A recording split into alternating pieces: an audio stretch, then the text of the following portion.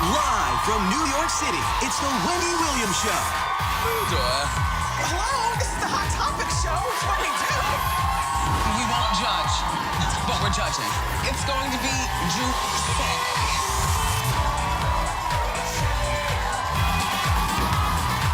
Now, here's Wendy.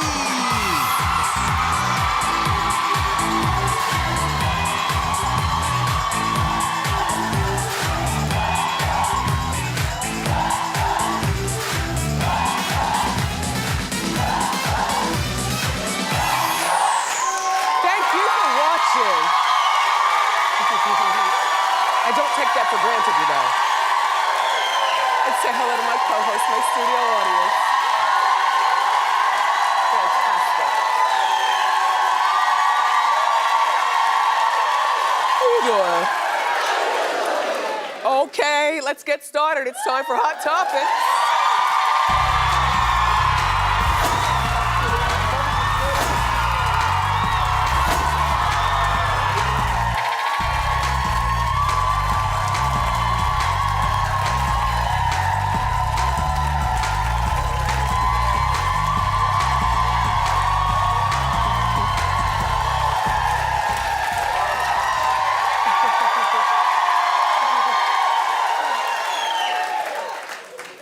Behave.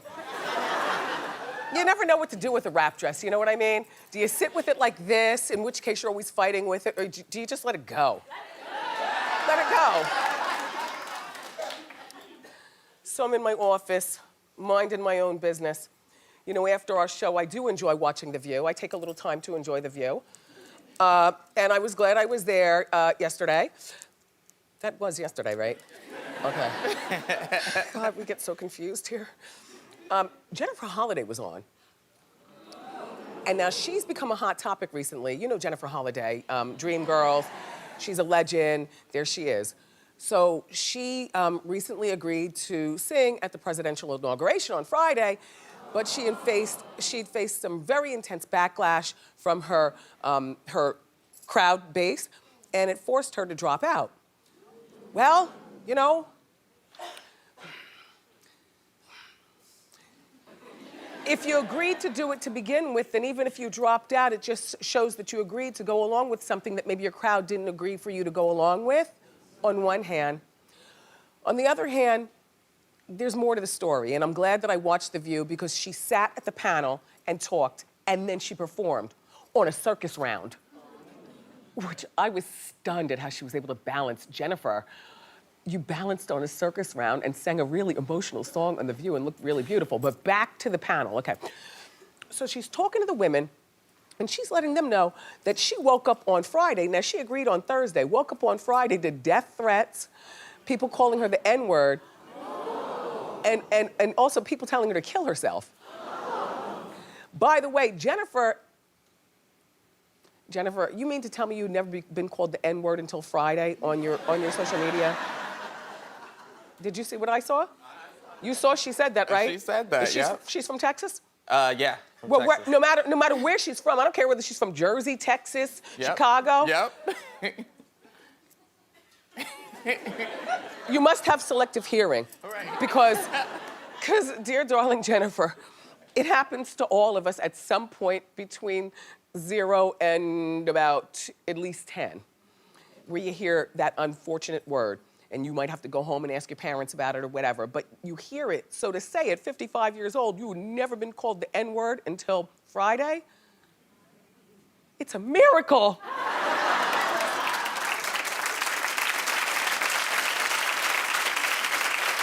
All right, so she went on The View to explain why she originally said yes to the performance. Take a look, and then we'll continue to analyze.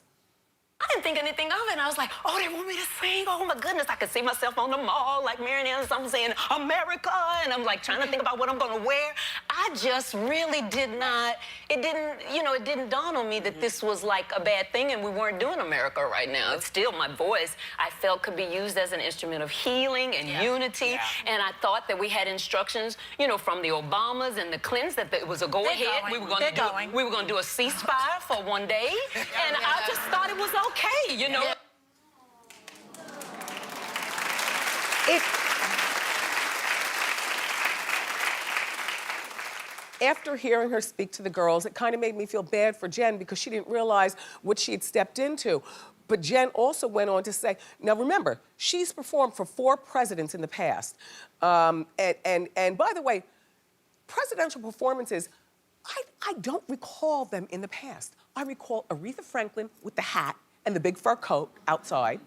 And I recall Beyonce with the yellow dress. At last. Right? I don't recall the performances. Did Jimmy Carter have performances? Did Franklin Delano Roosevelt have performances? I mean, once you do the parade and you clog up the TV all day and preempt everybody's favorite shows all day, haven't you done enough? Now take care of the country. But Jennifer revealed that she doesn't have TV to watch TV. She doesn't watch TV. Okay, I'm like, okay. To me, that's still always so weird. I'm still a TV person. I know that a lot of the kids don't watch TV anymore and TV is fading out, but I'm still a TV person. All right, then you don't have a radio? You don't have a magazine, a newspaper, a book? You don't have friends? Jennifer Holliday, you are living in a bubble and have no idea what's going on around you, so you were shocked when all of your fans, and I'm not just talking, her gay constituency, because she's got a large gay fan base. I'm talking everybody, came at her. Did she do the right thing to pull out? As far as I'm concerned, yup. And I'm gonna tell you why. Because on Saturday, her life would have to go back to where it was before. See, Friday would be a grand day. She would perform at this, regal thing where she would, I guess, have this on her resume. I performed at 5 presidential inaugurations. But on Saturday, you're back to being a 55-year-old woman who has club dates to be booked, to pay your bills. She's not exactly making music that's, doing the hits. She's a legend days gone by. And the way she makes her money these days, I would imagine, is, doing a little Broadway, when she gets hired, but mostly performing those disco songs from London to Paris to Munich to New York. I mean, and if her fan base doesn't like her, she won't be booked and she can't pay her bills. And certainly the Trump administration's not gonna pay her bills.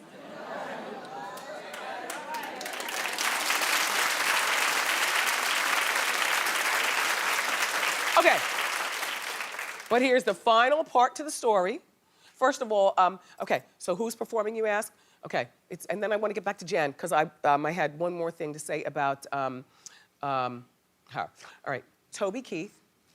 I know the name, I don't know who that is, but he's a country star. Jackie Evancho, do you know who that is? Yeah. She's a little girl, she won America's Got Talent. Now, she won it for singing. The thing about America's Got Talent is, when they start singing seriously, I always walk away from the TV because I like the juggling and the buffoonery. You know what I mean? Like, I like the stupidity. If I want to see singing, I'll watch The Voice. But this girl, from what people are saying, she's very, very talented. She's only 10, 12? I think now she's about 15, 16? She's 15 years old. A lot of people don't know her. She's got nothing to lose. So she was asked by the administration to perform, so why not? On Saturday, you might have a bigger career, or on Saturday morning when you wake up, you might have, well, the same, you might be the same to many of us who still don't quite know who you are. You understand what I'm saying, Jax? And then that group 3 Doors Down is performing. Heard of them? I don't know the music. If you're looking for Fetty Wap and them, those aren't the ones at the performances. Those are probably the ones who just meet in the Trump Tower for, cleaning up the community or whatever. Look, I don't know. I'm not being shady. All I'm saying to Jennifer Holliday, easy mistake. Both Jennifers have kept their weight off beautifully. Okay.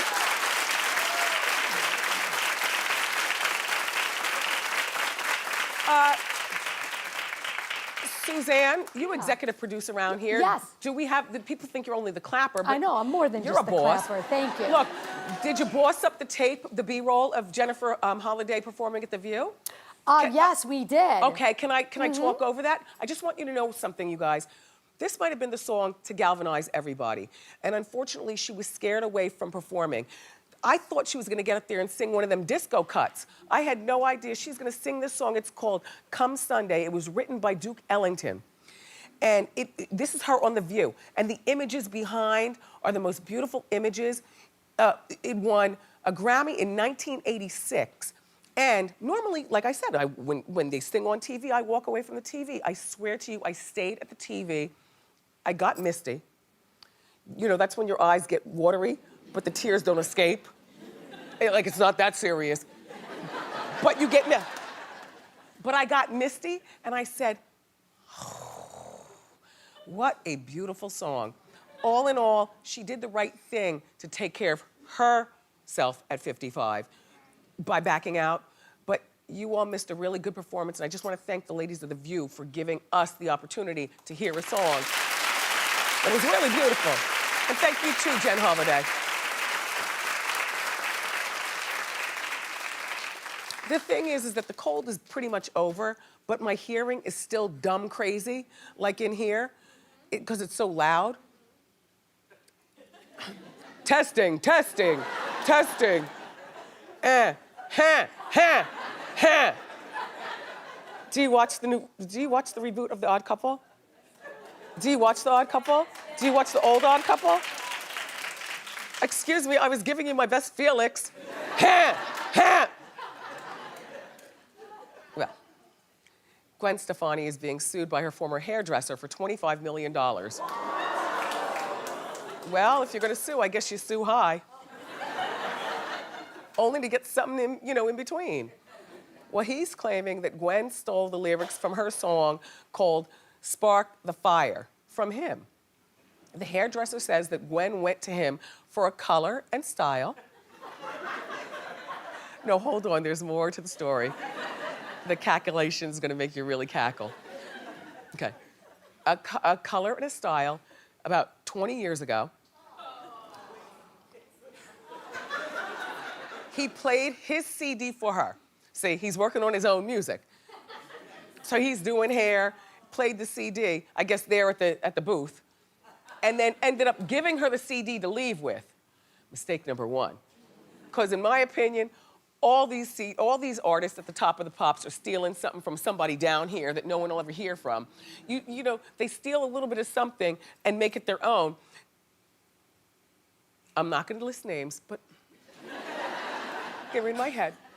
Anyway, here's the hairdresser's lyrics. He says, who's got my lighter, who got the fire? See, it's one particular line that he's suing about. And here's what Gwen says. Who's got the lighter? Let's spark the fire. Are they similar? Yes. 20 years later, is that worth a $25 million lawsuit? No.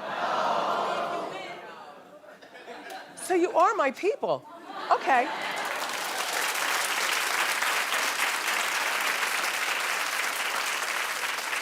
What if I reminded you that it's not the people who sing the songs that get all the money when songs are, given over to car commercials and Coca-Cola commercials or whatever. It's not the people who sing the songs, it's who wrote the songs. That's why Dolly will always get more than the Whitney estate for I Will Always Love You, because Dolly wrote it.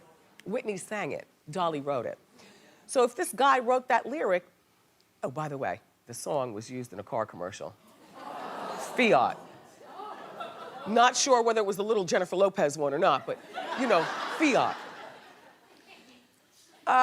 It will cost this man, oh, and he, by the way, was moonlighting as a hairdresser. He's from that band, The Counting Crows. Corn. Corn. Corn. Oh, I heard of them too.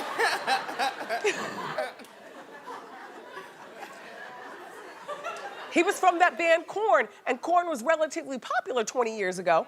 But and people in my morning meeting were like, well, then why is he moonlighting as a hairdresser? I said, because he's a man. And because a man does what a man has to do to put dinner on his table. And if his Korn check was not quite as big as it used to be, then he's got to make up for that. And maybe he does do a really good deep condition and foil highlight. I don't know. you know? It would cost him more to sue her. Even if he won this, all the money would go to the lawyer. It's like we were talking about who for $50,000 the other day? Norman? For $50,000. Yes. Who? I said don't sue, it's not worth it. Who are we talking about? Oh, Jennifer Lewis. Yes! Yes. Yes!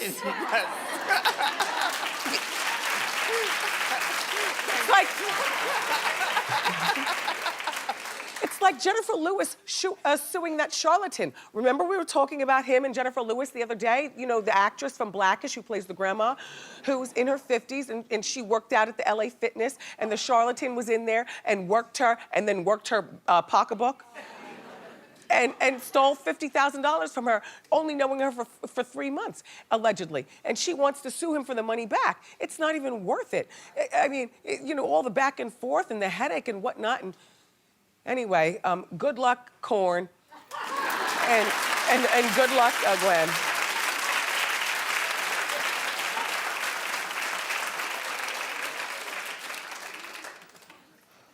I am shocked at my final decision in the next story. I'm shocked.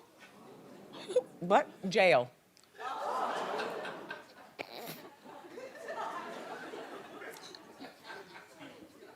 Okay, wait.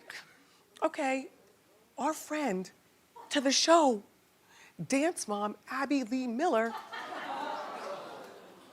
is begging the judge to not throw her in prison.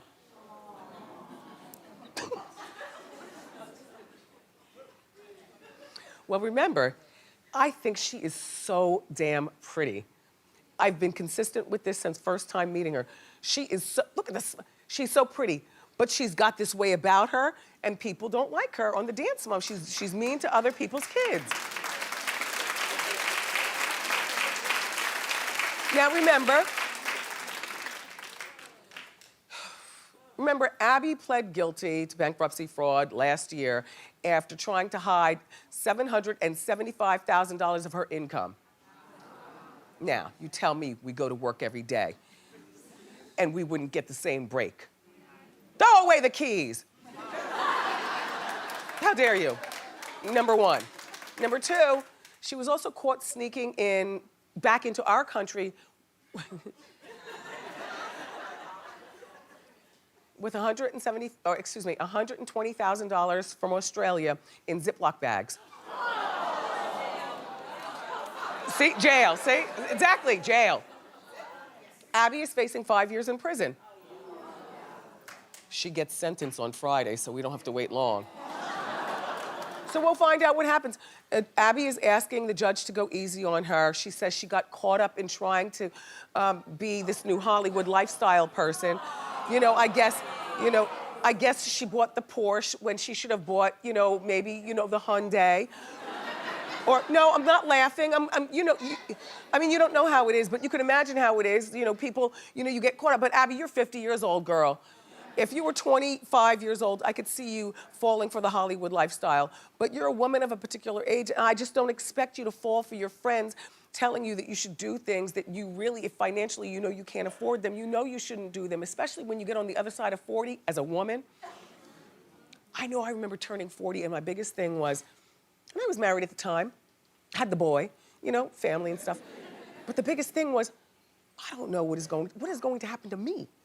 Like, I have to take care of myself, because men seem to always be good. They get distinguished, we get old and wrinkly. 40 was a big deal in terms of who's gonna take care of me? I gotta take care of myself.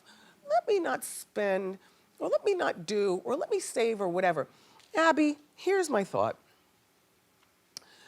At 50, you're smart enough to know not to spend what you don't have, even when maybe there's a party at the Vidal Sassoon mansion. If you can't get an Oscar de la Renta dress, then you go over to Talbot's.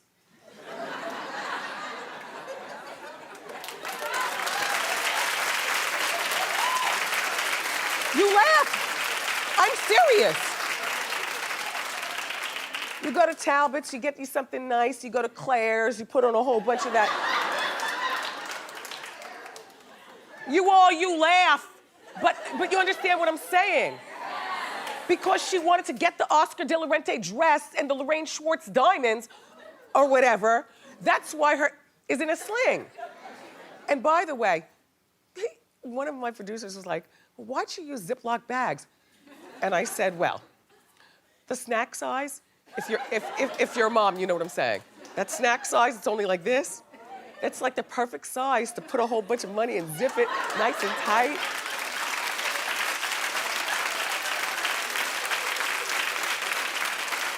So she's moving money around, and now she wants a break from 5 years in prison. You know what I say?